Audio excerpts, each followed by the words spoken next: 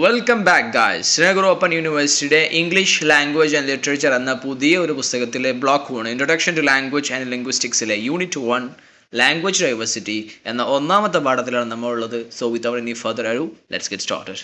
അപ്പോൾ ആദ്യം തന്നെ നമ്മൾ ചർച്ച ചെയ്യുന്നത് theories on the origin of language, ഭാഷ ഉണ്ടായത് എങ്ങനെ എന്നുള്ളതിനെ കുറിച്ചാണ് ചർച്ച. എങ്ങനെയൊക്കെയാണ് ഭാഷ ഉണ്ടായത്? യഥാർത്ഥത്തിൽ ഭാഷ ഉണ്ടായത് എങ്ങനെയെന്ന് നമുക്ക് ഒരിക്കലും ഹിസ്റ്റോറിക്കലി ചർച്ച ചെയ്യാൻ പറ്റില്ല. കാരണം എന്താ, ഭാഷ ഉണ്ടാവുന്നതിന് മുമ്പ് ഭാഷ എങ്ങനെ ഉണ്ടായി എഴുതി വെക്കാൻ ഭാഷ ഇല്ലല്ലോ. അതുകൊണ്ട് എങ്ങനെ ഈ സാധനം ഉണ്ടായി എന്നുള്ളതിനെ കുറിച്ചിട്ട് ആർക്കും ഒരു നിശ്ചയവും ഇല്ല. അതുകൊണ്ട് തന്നെ ഒരുപാട് തിയറികളുണ്ട്. അതിൽപ്പെട്ട പ്രധാനപ്പെട്ട തിയറികളാണ് ഇവിടെ പറയുന്നത്. ഓരോരുത്തർ ഓരോ തിയറി പറയും. ഇപ്പോൾ യുവാൽ നോവ ഹറാറി എന്ന് പറഞ്ഞ ചങ്ങായി നിങ്ങൾക്ക് അറിയായിരിക്കും. അയാൾ പറഞ്ഞിട്ടുള്ളത് എന്താ, ആളുകൾക്ക് ഗോസിപ്പ് ചെയ്യാനുള്ള, ഗോസിപ്പ് എന്ന് പറഞ്ഞാൽ കത്തിയടിക്കാനുള്ള താല്പര്യം കൊണ്ടാണ് ഭാഷ ഉണ്ടായത് എന്നുള്ള തിയറി ഉണ്ട്. അതാണ് ഗോസിപ്പ് തിയറി എന്ന് പറയും. അത് ഞാൻ ഇവിടെ ചേർത്തിട്ടില്ല. ഓക്കെ, അതൊരു ചർച്ചയാണ്. അപ്പോൾ കത്തിയടിക്കാനുള്ള താല്പര്യം കൊണ്ടാണ് ഭാഷ ഉണ്ടായത് എന്നുള്ള ഒരു കോൺസെപ്റ്റ്. മറ്റൊരു കൺസെപ്റ്റ് എന്താണ്, ഒന്നാമത്തെ നോക്കി, divine source theory. Divine source theory പറഞ്ഞാൽ ദൈവികമാണ്. Language is a divine gift. ദൈവിക എന്താണ്, ഗിഫ്റ്റായിട്ടാണ് ഭാഷ കിട്ടിയിട്ടുള്ളത്. ഇപ്പോൾ ഇസ്ലാമിൻ്റെ കൺസെപ്റ്റ് നോക്കുകയാണെങ്കിൽ ആദം നബിയാണ് ആദ്യത്തെ നബി. അവർക്ക് ഭാഷ പഠിപ്പിച്ചു കൊടുത്തു എന്നതാണ്, ദൈവം പഠിപ്പിച്ചു കൊടുത്തു എന്നാണ് ഇസ്ലാം. അല്ലെ ക്രിസ്ത്യാനിറ്റിയിലാണെങ്കിൽ ഇതുപോലെ തന്നെ ഭാഷ പഠിപ്പിച്ചു കൊടുത്തു. അങ്ങനെ ദൈവം ഒരു ദിവസം വന്ന് നോക്കിയപ്പോൾ എല്ലാവരും ഒരേ ഭാഷ സംസാരിക്കണം, മൂപ്പർക്ക് പേടിയായി, മൂപ്പര് ശക്തി പോവോ, അങ്ങനെ ശപിച്ചു ആളുകൾ വ്യത്യസ്ത ഭാഷക്കാരാവട്ടെ. അങ്ങനെയാണ് സെപ്പറേറ്റ് ആയതെന്ന് ക്രിസ്ത്യൻ മതം. അല്ല, സരസ്വതി ദേവി വന്നിട്ട് എന്താണ് അനുഗ്രഹമായി വർഷിച്ചതാണ് ഭാഷ എന്ന് ഹിന്ദുമതം. ഹിന്ദുമതം എന്ന് പറഞ്ഞാൽ ഹിന്ദുവിലെ ഒരു വിഭാഗം മതം. അപ്പം അങ്ങനെ പല കൺസെപ്റ്റുകളിലായിട്ട് ദൈവികമാണെന്ന് ചുരുക്കി പറഞ്ഞാലുള്ള കൺസെപ്റ്റാണ് ഡിവൈൻ സോഴ്സ് തിയറി. ഭാഷ ദൈവികമാണ്. രണ്ടാമത്തത് ബൗവോ തിയറി. എന്താ ബൗവോ തിയറി? പൂപ്പു തിയറി മൂന്നാമത്താണ് കേട്ടോ.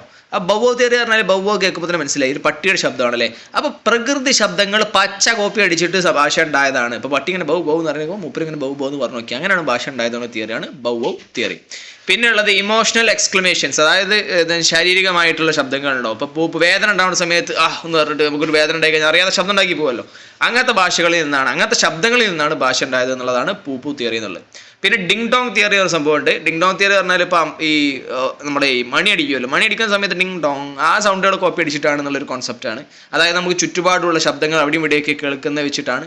അല്ലാതെ യോഹിഹോ തിയറി പറഞ്ഞ തിയറി ഉണ്ട്. അതെന്താ, ആളുകൾ കലക്റ്റീവ് ടാസ്ക് ഒരുമിച്ച് ചേർന്നിരുന്നിട്ട് പണിയെടുക്കുന്ന സമയത്ത്, ഉദാഹരണത്തിന് കുറേ ആളുകൾ ഒരുമിച്ചിരുന്ന ഒരു മരം പൊക്കുകയാണ്, എന്നിട്ട് അപ്പം അവരിങ്ങനെ ഐലസാന്നൊക്കെ പറഞ്ഞ ശബ്ദങ്ങൾ ഉണ്ടാവുമല്ലോ. അപ്പം അങ്ങനത്തെ ഒരുമിച്ച് കൂട്ടമായിരുന്ന് പണിയെടുക്കുന്ന സമയത്ത് ചില ശബ്ദങ്ങൾ ഉണ്ടാവുന്നു. ആ ശബ്ദങ്ങളിൽ നിന്നാണ് എന്താണ് ഭാഷ ഉണ്ടായത്, അങ്ങനെയാണ് ഭാഷ തുടങ്ങിയത് എന്നുള്ളൊരു കോൺസെപ്റ്റാണ് യോഹിഹോ തിയറി. ഓക്കെ, അതിൽ തന്നെ യോ ഹി ഹോ അതൊക്കെ കേൾക്കുമ്പോൾ തന്നെ ഒരു ചൈനീസ് കങ്ഫു പോലെ തോന്നുന്നു. ഏതായാലും പോട്ടെ.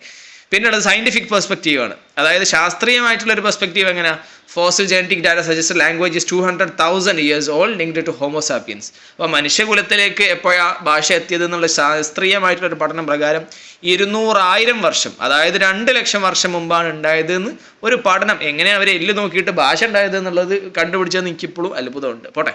പിന്നെ അൺറിസോൾവ്ഡ് ക്വസ്റ്റ്യൻ, ഇന്നും എന്താ വിഷയം എന്താ, no theory fully explains language evolution. ഭാഷ എങ്ങനെയാണ് ഉണ്ടായത്, ഭാഷ എങ്ങനെയാണ് മാറി മറിഞ്ഞതെന്ന് ഒരു തിയറിക്കും എന്ത് ചെയ്യാൻ പറ്റുന്നില്ല, പറയാൻ പറ്റണില്ല. ഇനി അഥവാ ദൈവം കൊടുത്തതാണെങ്കിൽ തന്നെ എങ്ങനെയാണ് അതിൽ നിന്ന് മാറ്റം ഉണ്ടായതെന്ന് ഒരു തിയറിയും പറയുന്നില്ല. ഓക്കെ, ഇനി അതാ പട്ടിൻ്റെ നോക്കിയാലും ഇനി പൂച്ചയുടെ നോക്കിയാലും എന്ത് ശബ്ദം എങ്ങനെ തുടങ്ങിയാലും ഭാഷ എങ്ങനെയാണ് എവല്യൂഷൻ ഉണ്ടായത്, ഭാഷയിൽ എങ്ങനെയാണ് വ്യതിയാനങ്ങൾ ഉണ്ടായത്, എങ്ങനെയാണ് എല്ലാവരും വ്യത്യസ്ത ഭാഷയിൽ സംസാരിക്കാൻ തുടങ്ങിയത് എന്ന് ഒരു തിയറിയും പറയുന്നില്ല. A single origin is hard to prove due to rapid linguistic changes. ഒറ്റ സ്ഥലത്തു നിന്നാണ് ഭാഷ ഉണ്ടായത്, ഒരു സ്ഥലത്ത് നിന്ന് പെട്ടെന്ന് അങ്ങ് പൊട്ടി മുളച്ചുണ്ടായതാണെന്ന് പറയാൻ പോലും പറ്റുന്നതിൽ ഒരുപാട് പരിമിതികളുണ്ട്. കാരണം എന്താ, ഭാഷ പെട്ടെന്ന് ചേഞ്ച് ചെയ്യുന്നതാണ്. അപ്പോൾ ഒറ്റ സ്ഥലത്ത് ഒരു ദിവസം തുടങ്ങിയതാണെന്ന് പറയൽ വളരെ ബുദ്ധിമുട്ടാണ് എന്നാണ് ഇതിൽ ചുരുക്കി പറഞ്ഞിരുന്നത്. അപ്പം ഈ ഒരു സ്ലൈഡിൽ നമ്മൾ പറഞ്ഞത് ഭാഷ ഉണ്ടായത് എങ്ങനെയെന്നുള്ളതിനെ കുറച്ച് ഹൈപ്പോത്തറ്റിക്കൽ, ഒരു തെളിവില്ലാതെ എല്ലാവരും ഒരു പറച്ചിൽ പറഞ്ഞതാണ് ഭാഷ എങ്ങനെ ഉണ്ടായിരിക്കുന്നത് എന്ന കുറച്ച് തിയറികളാണ് ഇവിടെ പറഞ്ഞിട്ടുള്ളത്. വളരെ ഇമ്പോർട്ടൻ്റ് ആണ്.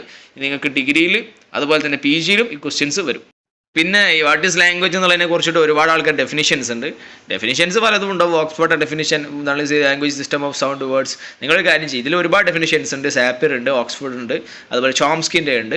ഈ 3 ഡെഫിനിഷനിൽ നിങ്ങൾക്ക് ചോംസ്കിൻ്റെതോ അല്ലെങ്കിൽ ഇതിൽ നിങ്ങൾക്ക് ഇഷ്ടമുള്ള ആളുകളതോ കൂടുതൽ പഠിക്കാം. എൻ്റെ ഒരു സജഷൻ പറയുകയാണെങ്കിൽ നിങ്ങൾ ചോംസ്കിൻ്റെതോ അല്ലെങ്കിൽ ഓക്സ്ഫോർഡിൻ്റെയോ പഠിച്ചോളൂ. ചോംസ്കി കുറച്ചുകൂടി ഇമ്പോർട്ടൻ്റ് ആണ്. മൂപ്പര് ഇനി കുറച്ച് കഴിഞ്ഞാൽ നിങ്ങളുടെ പാഠത്തിലേക്കായിട്ട് വരുന്നുണ്ട്. അപ്പോൾ എന്താണ് ലാംഗ്വേജ് എന്നുള്ളതിനെ കുറിച്ചിട്ട് ആരെങ്കിലും ഒരു ഡെഫിനിഷൻ പ്രത്യേകമായി പഠിച്ചു വെക്കുകയാണെങ്കിൽ അത് നിങ്ങൾ പരീക്ഷയ്ക്ക് ആദ്യം തന്നെ എഴുതി കൊടുക്കുകയാണെങ്കിൽ ചോംസ്കി പറഞ്ഞിരിക്കുന്നു, ചോംസ്കി സെഡ് ദാറ്റ് എന്ന് പറഞ്ഞിട്ട് അങ്ങനെ ഡിഫൈൻ ചെയ്ത് കൊടുക്കുകയാണെങ്കിൽ കുറച്ചുകൂടി വാല്യൂ, കുറച്ചുകൂടി മാർക്ക് കിട്ടാൻ സാധ്യതയുണ്ട്. അതുകൊണ്ട് ഏതെങ്കിലും ഡെഫിനിഷനൊക്കെ പഠിക്കാം. എല്ലാ ഡെഫിനിഷൻ ഒരുപോലെയാണ്, ചെറിയ ചെറിയ മാറ്റങ്ങളാണ്, വിഷയമല്ല. ഏതായാലും ഭാഷ എന്ന് പറഞ്ഞാൽ എന്താണ്? നമ്മളെ സംസാരിക്കാൻ വേണ്ടി ഉപയോഗിക്കുന്ന ഒരു ആശയവിനിമയം നടത്താൻ വേണ്ടി ഉപയോഗിക്കുന്ന ഒരു സിസ്റ്റമാണ് ചുരുക്കി പറഞ്ഞാൽ ഭാഷ എന്ന് നമുക്ക് മനസ്സിലാക്കാം. ഇതൊക്കെ അത് തന്നെയാണ് ഡെഫിനിഷൻസ് അറിയിക്കുന്നത്.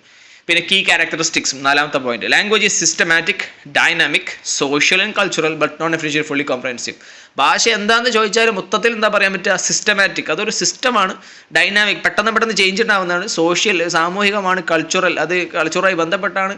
ഇങ്ങനെയൊക്കെ പറയാം. പക്ഷെ എന്തല്ല, ഒരിക്കലും ഒരു ഡെഫിനിഷനും പൂർണ്ണമായിട്ട് ലാംഗ്വേജ് എന്താണെന്ന് പറയാൻ പ്രാപ്തി എത്തിയിട്ടില്ല ഇതുവരെ. ഓക്കെ, അപ്പോൾ ഡെഫിനിഷൻസ് ഉണ്ട്.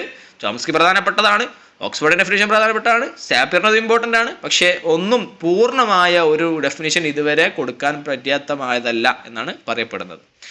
അപ്പോൾ കീ ക്യാരക്ടറിസ്റ്റിക്സ്, ഭാഷയുടെ പ്രധാന പ്രത്യേകതകളിൽ പെട്ടതാണ് സിസ്റ്റമാറ്റിക്, ഡൈനാമിക്, സോഷ്യൽ, കൾച്ചറൽ. ഈ 4 ഓർത്ത് വെക്കണം കേട്ടോ, ഇമ്പോർട്ടൻ്റ് ആണ്. അത് അതിൻ്റെ പ്രത്യേകതകളാണ്. പെട്ടെന്ന് മാറ്റം ഉണ്ടാകും. സിസ്റ്റമാറ്റിക് ആണ്, സമൂഹവും അതേപോലെ കൾച്ചറും ഒക്കെ ബന്ധപ്പെട്ട് കിടക്കുന്നതാണെന്നാണ്. പിന്നെ beyond definitions, language conveys more than thoughts, emotion, is partly instructive for native speakers. അപ്പം ഡെഫിനിഷൻസുകളിൽ ഉപരി ഭാഷ എന്ന് പറയുന്നത് നമ്മുടെ മനസ്സിൻ്റെ ഉള്ളിലുള്ള ആശയങ്ങൾ പറയാൻ വേണ്ടിയിട്ടുള്ളതാണ്. അപ്പോൾ നിയമങ്ങൾ ഒരുപാട് ഉണ്ടാവുക എന്നുള്ളതല്ല ഭാഷ. നമ്മുടെ മനസ്സിലുള്ളത് ബാക്കിയുള്ളവരിലേക്ക് എത്തിക്കാൻ വേണ്ടിയിട്ടുള്ള ഒരു ആശയവിനിമയ സ്രോതസ് മാത്രമാണ് ചുരുക്കി പറഞ്ഞാൽ ലാംഗ്വേജ്. അപ്പോൾ ഞാൻ കോംപ്ലിക്കേറ്റഡ് ആക്കുന്നില്ല. ലാംഗ്വേജ് എന്ന് പറഞ്ഞാൽ എന്താണെന്നുള്ളത് ഒരുപാട് ഡെഫിനിഷൻ ഉണ്ട്. ഒന്നും തീർപ്പായ ഡെഫിനിഷൻ അല്ല.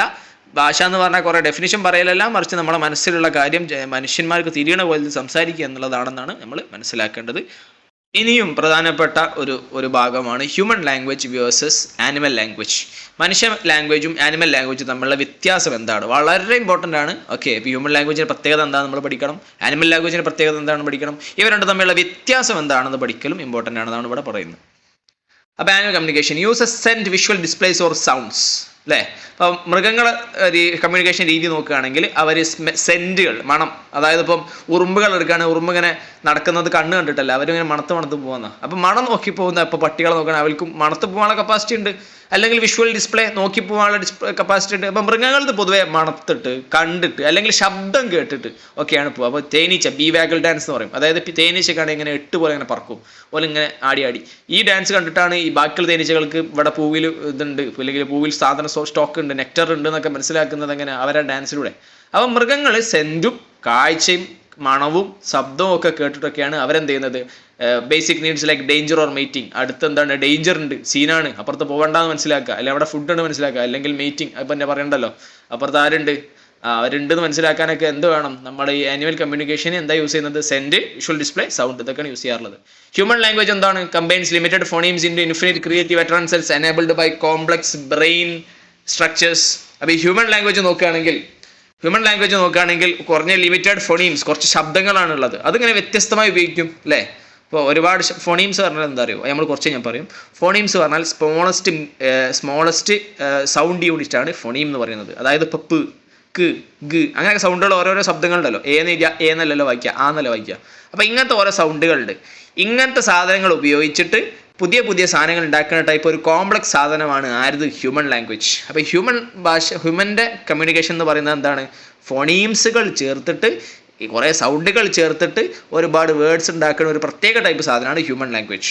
ആനിമൽ ലാംഗ്വേജ് നോക്കി കണ്ടും മണത്തിട്ടൊക്കെ പോകുന്ന സമയത്ത് മനുഷ്യന്മാരെന്താണ് സംസാരിച്ച് ശബ്ദങ്ങളിൽ നിന്ന് പ്രത്യേകമായ രൂപങ്ങൾ ഉണ്ടാക്കിയിട്ടാണ് മനുഷ്യന്മാരെന്ത് ചെയ്യുന്നത്? സംസാരിക്കുന്നത്. പ്രധാനപ്പെട്ട വ്യത്യാസങ്ങൾ എന്താണ്? Human language has duality, 2 layer ഉണ്ട്. സൗണ്ട് മീനിങ് ലെയർ ഉണ്ട്.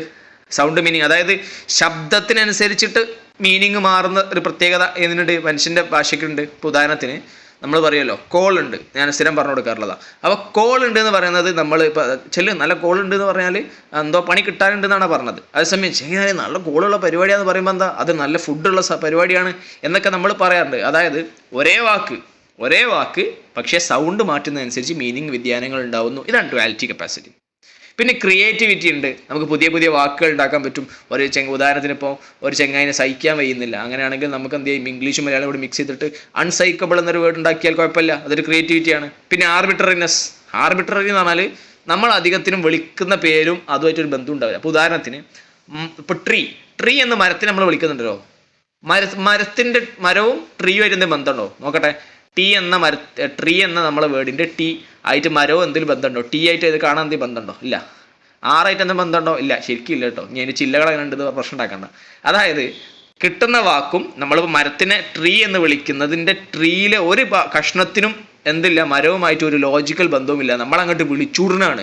ഗ്ലാസ്സിനെ ഗ്ലാസ് എന്നങ്ങോട്ട് വിളിച്ചൂടുന്നതാണ്. ഓരോ സാധനത്തിനും അങ്ങോട്ട് വിളിച്ചൂടുന്നതാണെന്നുള്ള കൺസെപ്റ്റാണ് ആർബിട്രറിനെസ്. പിന്നെ ഡിസ്പ്ലേസ്മെന്റ് എന്ന് പറയുന്ന സംഭവമുണ്ട്.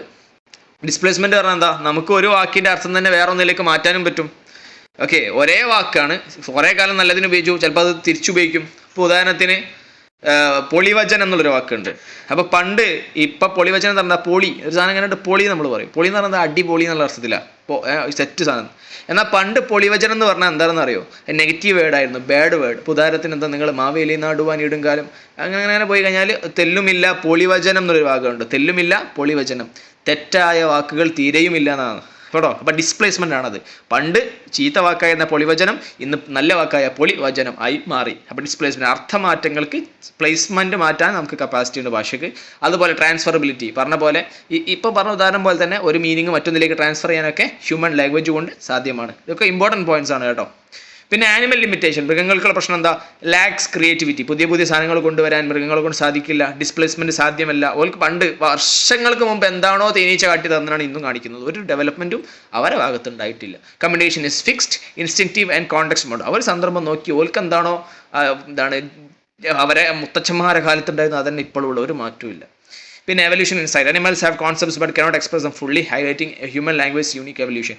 അപ്പോൾ അതൊരു കൺസെപ്റ്റാണ്. മൃഗങ്ങൾക്ക് ഒരുപാട് സംസാരിക്കാൻ ഉണ്ടത്രേ, പക്ഷെ അവർക്ക് എന്ത് ചെയ്യാൻ പറ്റുന്നില്ല, പുതിയ സാധനങ്ങൾ ഉണ്ടാക്കാൻ പറ്റുന്നില്ല, അതുകൊണ്ടാണ് സംസാരിക്കാത്തത് എന്നുള്ളൊരു കൺസെപ്റ്റ് ഉണ്ട്. ഏതായാലും മനുഷ്യൻ എവല്യൂഷണറിലി വളരെ മുന്നിലാണ്. കാരണം നമുക്ക് മനസ്സിലൂടെ സംസാരിക്കാനും ഭാഷയെ നിയന്ത്രിക്കാനും ഒക്കെ സാധിക്കുന്നു എന്നുള്ളതാണ് ചുരുക്കി പറഞ്ഞ പ്രത്യേകത. അപ്പോൾ ഹ്യൂമൻ ലാംഗ്വേജും ആനിമൽ ലാംഗ്വേജും തമ്മിലുള്ള വ്യത്യാസം എന്താണ്, എന്തൊക്കെ വ്യത്യാസങ്ങളാണ് പ്രധാനമായിട്ടുള്ളത്, ഇവകൾ തമ്മിലുള്ള പ്രധാന വേരിയേഷൻ എന്ന് പറയുന്നത് ക്രിയേറ്റിവിറ്റിയാണ്. നമ്മൾ പറഞ്ഞു അല്ലേ, പുതിയത് ഉണ്ടാക്കാൻ കപ്പാസിറ്റിയാണ്. അപ്പോൾ അതാണ് ഹ്യൂമൻ മനുഷ്യൻ്റെ ഭാഷയെ വളരെയധികം പ്രസക്തമാക്കുന്നത്. ഇനി സ്പീച്ച് ആൻഡ് റൈറ്റിംഗ്, സംസാരത്തെയും എഴുത്തിനെയും കുറിച്ചും ജസ്റ്റ് ഒരു പ്രസ്താവനമാണ്. Speech primacy, speech precedes writing historically and in child language acquisition all language have a spoken form. അതായത് നമ്മൾ ഇംഗ്ലീഷ് ഭാഷയിലേക്ക് എത്തുന്ന സമയത്ത് LSRW എന്നുള്ളൊരു കൺസെപ്റ്റാണ് പോകാറുള്ളത്. LSRW എന്ന് പറഞ്ഞാൽ listening, speaking, reading, writing. Okay, അപ്പോൾ speaking LSRW, S speaking, W writing. അപ്പോൾ ഏതാദ്യം വന്നത് SOW? S അല്ലേ? LSRW എന്നല്ലേ? S കഴിഞ്ഞിട്ടാണല്ലോ W വന്നത്. അതായത് സ്പീച്ച് കഴിഞ്ഞിട്ട്, സംസാരം കഴിഞ്ഞതിന് ശേഷമാണ് എഴുത്ത് വന്നിട്ടുള്ളത്. അപ്പോൾ ലോകത്തിലെ ചരിത്രം മൊത്തം എടുത്തു നോക്കുകയാണെങ്കിൽ, ഹിസ്റ്റോറിക്കലി നോക്കുകയാണെങ്കിൽ സംസാരമാണ് ആദ്യം ഉണ്ടായത്, പിന്നാണ് എഴുത്തുണ്ടായത്. ആദ്യം എഴുത്തുണ്ടായി സംസാരം ഉണ്ടായിട്ടുള്ള ഒരു ഭാഷയും ഇല്ല. ഓക്കെ, ഇപ്പോൾ ഉദാഹരണത്തിന് മലയാളം എന്ന ഭാഷ പണ്ട് എഴുത്തില്ലായിരുന്നു, പിന്നെ എഴുത്ത് വന്നതാണ്. മലയാളത്തിൻ്റെ വിഷയത്തിൽ നോക്കുകയാണെങ്കിൽ ഈ നമ്മളെ ബ്രിട്ടീഷുകാർ വന്ന് പിടിച്ചടക്കിയ സമയത്ത് ശരിക്കും മലയാളത്തിന് എഴുത്ത് രൂപം അല്ലായിരുന്നു. എന്നിട്ട് പിന്നെ അറബി മലയാളം എന്നുള്ളൊരു എഴുത്ത് രൂപം ഉണ്ടായി. പിന്നെ അതിനെന്തോ സംഭവിച്ചു, ചരിത്രമായ കാര്യങ്ങളുണ്ട്. പിന്നെയാണ് എഴുത്തച്ഛൻ വന്നിട്ട് എന്ത് ചെയ്ത് മലയാളം ഇന്ന് നമ്മൾ കാണുന്ന വളഞ്ഞ എഴുത്ത് കണ്ടുപിടിച്ചത്. ഓക്കെ, അപ്പം ആദ്യം എഴുത്ത് രൂപമല്ല, ആദ്യം സംസാര രൂപമാണ് എല്ലാ ഭാഷയിലും ഉണ്ടായിട്ടുള്ളത്. സംസാര രൂപത്തിന് ശേഷമാണ് ആരുണ്ടായിട്ടുള്ളത്? എഴുത്ത് ഉണ്ടായിട്ടുള്ളത്. അതേപോലെ ചൈൽഡ് ലാംഗ്വേജ് എക്വസിഷൻ എന്ന് പറഞ്ഞാൽ നേട്ടം. കുട്ടികൾ ലാംഗ്വേജ് എക്വസിഷൻ, ലാംഗ്വേജ് നേടിയെടുക്കുന്ന എങ്ങനെയാ? ചില കുട്ടികൾ ആദ്യം കേൾക്കുന്നു, പിന്നെ പറയുന്നു, പിന്നെ അവർ വലുതായതിനു ശേഷമാണ് എഴുത്ത് നടക്കുന്നത്. അപ്പോൾ ഇവിടേക്ക് എന്താ സംഭവിക്കുന്നത്? സംസാരത്തിന് ശേഷമാണ് എഴുത്ത് ഉണ്ടാവുന്നത്. അതാണ് ഇപ്പോൾ സംഭവം. സംസാരത്തിന് ശേഷമാണ് എല്ലാ ഭാഷയിലും എഴുത്ത് ഉണ്ടായിട്ടുള്ളൂ. All languages have a spoken form. എല്ലാ ഭാഷയ്ക്കും സംസാരവും ഉണ്ടാവും. ചില ഭാഷകൾക്ക് എന്തുണ്ടായിക്കൊള്ളുന്നില്ല? എഴുത്തുരൂപം ഉണ്ടായിക്കൊള്ളുന്നില്ല. ഉദാഹരണത്തിന് ലക്ഷദ്വീപിൽ ജിസ്രി ഭാഷയുണ്ട്. ആ ഭാഷയ്ക്ക് എന്തില്ല? എഴുത്തുരൂപമല്ല, സംസാരം മാത്രമേ ഉള്ളൂ. ജിസ്രി ഭാഷയ്ക്ക് എഴുത്തുരൂപമില്ല. അങ്ങനത്തെ ചില ഭാഷകളുണ്ട്. അപ്പോൾ എല്ലാ ഭാഷയ്ക്കും സംസാരം ഉണ്ടാവും. സംസാരമാണ് ആദ്യം ഉണ്ടായത്, എഴുത്ത് പിന്നാണ്. പിന്നെ writing's role, secondary but preserves knowledge across time unlike transitory speech. എഴുത്തിൻ്റെ പ്രത്യേകത എന്താ? അത് സംഭവം സ്പീച്ച് കഴിഞ്ഞിട്ടാണ് റൈറ്റിംഗ്, സെക്കൻഡറി ആണ് സാധനം, സെക്കൻഡ് ആണ് സാധനം. പക്ഷെ എന്താ, നമ്മൾ ഈ ലോകത്തുള്ള മുഴുവൻ അറിവ് പ്രിസർവ് ചെയ്യുന്നത് റൈറ്റിംഗ് ആണ്. ഒരാൾ പറഞ്ഞു എന്ന് വെച്ചിട്ട് നമുക്ക് ഇന്ന് അത് എന്ത് ചെയ്യാൻ പറ്റിക്കോളുന്നില്ല, കേട്ടോളുന്നില്ല. 15,000 വർഷം മുമ്പ് ഒരാൾ പറഞ്ഞാൽ നമുക്ക് കേട്ടിട്ട് മനസ്സിലാവുമോ? ഇല്ല. അതേസമയം 15,000 വർഷം മുമ്പ് ഒരാൾ എഴുതി വെച്ചിട്ടുണ്ടെങ്കിൽ നമുക്കത് നോക്കാൻ പറ്റും. ആ സാധനം അവിടെ ഉണ്ട്. അപ്പോൾ നമ്മൾ ഇന്നത്തുള്ള അറിവ്, നോളജ് പ്രിസർവ് ചെയ്യുന്നത് സംഭവം റൈറ്റിംഗ് സ്പീച്ചിന് ശേഷം വരുന്നതാണെങ്കിലും റൈറ്റിംഗ് കാരണമാണ് ഇന്ന് നമ്മൾ കാണുന്ന ഭാഷയും അറിവും ഒക്കെ ഇവിടെ നിലനിൽക്കുന്നത്. അതുകൊണ്ട് റൈറ്റിംഗ് വളരെ ഇമ്പോർട്ടൻ്റ് ആണ്. Differences speech uses gestures tone and pitch. ഇപ്പോൾ സംസാരത്തിൻ്റെ വിഷയം നോക്കുകയാണെങ്കിൽ ജസ്റ്റേഴ്സ് കൈകൊണ്ടും ഇതിലുള്ള ആംഗ്യങ്ങൾ, ടോൺ ശബ്ദ പിച്ചിലെ ശബ്ദ വ്യതിയാനങ്ങൾ, ഇതൊക്കെ ഉപയോഗിച്ചിട്ടാണ് സംസാരം വർക്ക് ചെയ്യുന്നത്. എഴുത്തോ writing relies on supra segmented science for expression. റൈറ്റിംഗിൽ സൂപ്രാ സെഗ്മെന്റഡ് ഫീച്ചേഴ്സ് എന്ന സാധനമുണ്ട്, സൂപ്രാ സെഗ്മെന്റഡ് സയൻസ്. എന്തിനാ? ഇപ്പം നമ്മൾ സംസാരിക്കുന്ന സമയത്ത് ശബ്ദ വ്യതിയാനങ്ങൾ ഉണ്ടാക്കുന്നത് നമുക്ക് ശബ്ദത്തിൽ നിന്ന് മനസ്സിലാവും, എഴുത്തിൽ മനസ്സിലാവില്ല.